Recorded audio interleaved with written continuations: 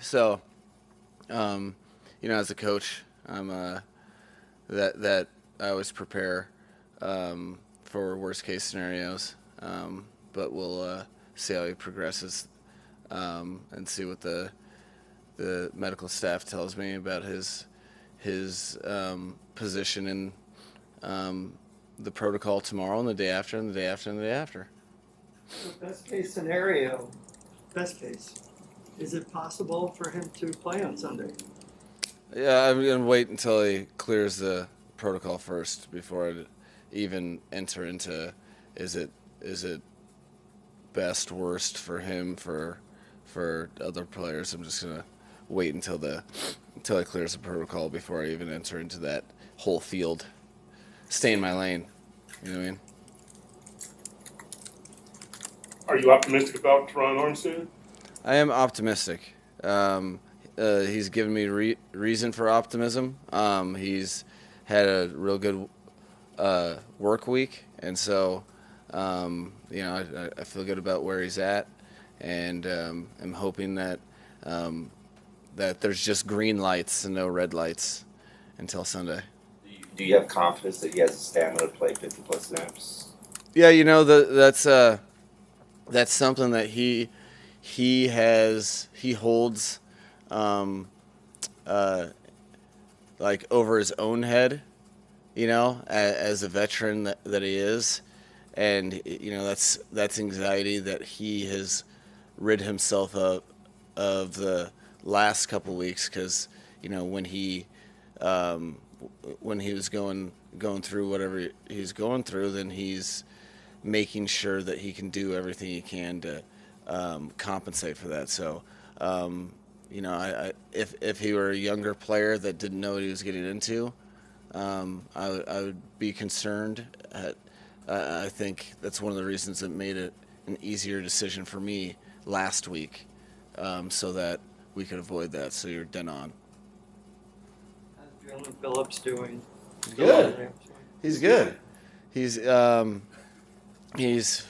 I only answer questions about Jalen's, and no, he's doing good, and I feel very optimistic about him as well.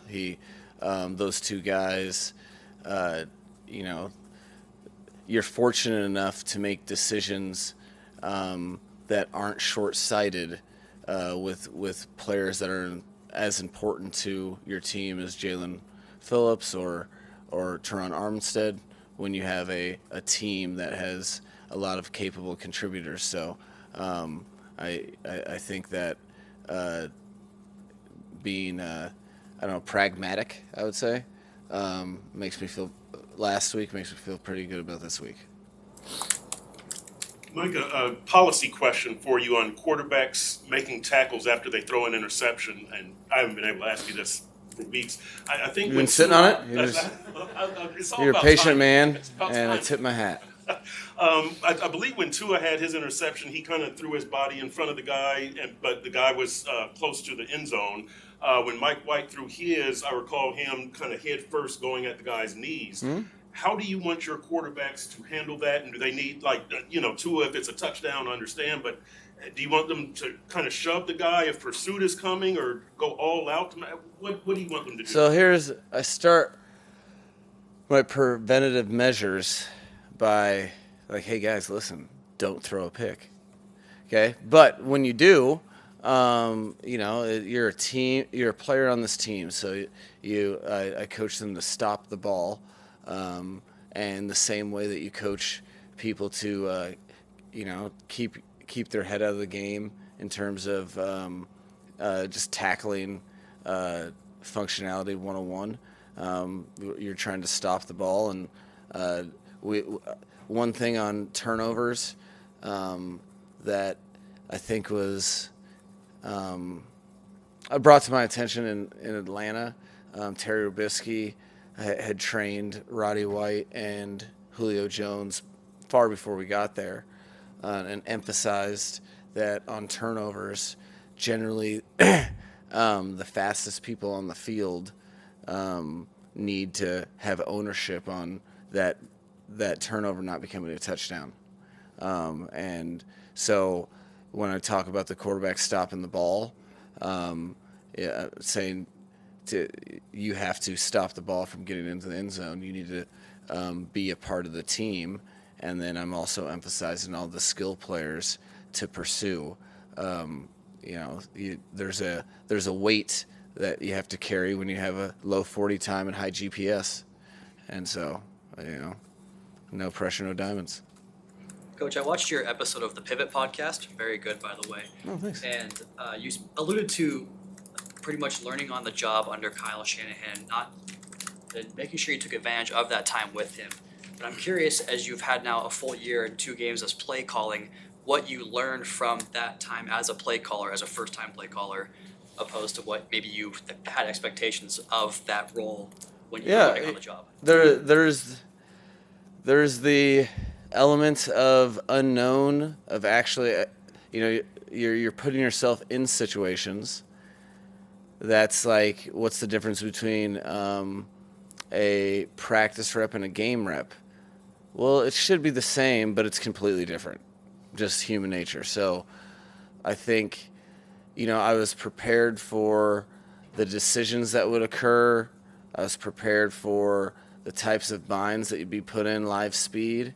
But you also learn, a lot of, it's not like when I was training myself, while Kyle called plays and, I worked with him and, suggesting plays and all of that stuff. I wasn't thinking about the 40-second clock. I wasn't thinking, from a team perspective, in relation to the game and what the defense was doing, and how aggressive to be. I think it has been night and day difference for me this season in terms of the natural gait with which you call a game.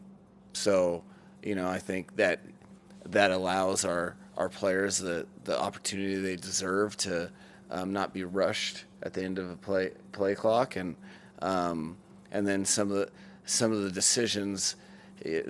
I find there's a lot less emotion going on in the game for me, which is what I try to train myself to do, because you don't want, in hindsight, well, why did you make this decision? Well, because I was all geeked up about something. It's easier for me to have a level head and understand how many decisions I have to make through the course of the game, and being able to just make the best decision doesn't mean it's the right decision. The result will kind of dictate that, but there's nothing like that hands-on experience that I was able to have since I've been here.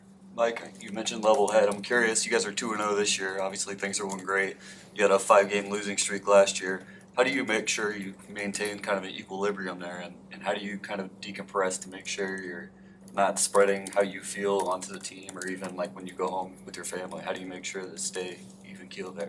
Well, it's easier for me because I'm very, very literal with 2-0. So 2-0 means you have 2 wins. So what does that mean? That means nothing to me. When you're proactive, and I talked to the team at length about this in April. What's going to happen when you win? What's going to happen when you win a couple in a row? You expect probable positivity. If you're 2-0, that's all that means. There's no level of high. So we did our jobs and we won the game, which is what we're trying to do each and every game. That's a checkbox. That's not a high five, So I think that's a very important part of it, to understand the journey, to understand really what are you trying to do. No one signed up to have a stellar road 2-game win streak. All right, we're good, guys. Let me go get the lawn chair. And what are those mirrors for, like, tanning? and get my oils and let's go chill, So it's like there's not, and you're also just very, very real with the fact that we're 2-0, but we have a 9-point point differential. And how different are you than the Denver Broncos, who are 0-2 with a 3-point differential? There's like it's for anyone to have a visceral opinion of themselves after 2 games is short-sighted. It's easy for me because I think this way, but it's also my job to make sure that the team is seeing it that same way. And I'm confident through Thursday's practice that our team understands that it's about us developing and continuing to get better, and hopefully winning games in the process, to position ourselves where we can best make a push at the end of the season.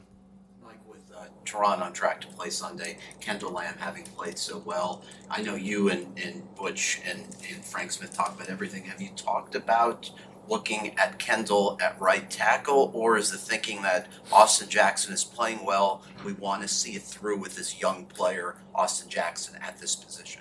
No, so I think specifically with the offensive line group, that is something that you're right, we've had to talk about a lot. And one of the things that we knew going into the season is you can't just have a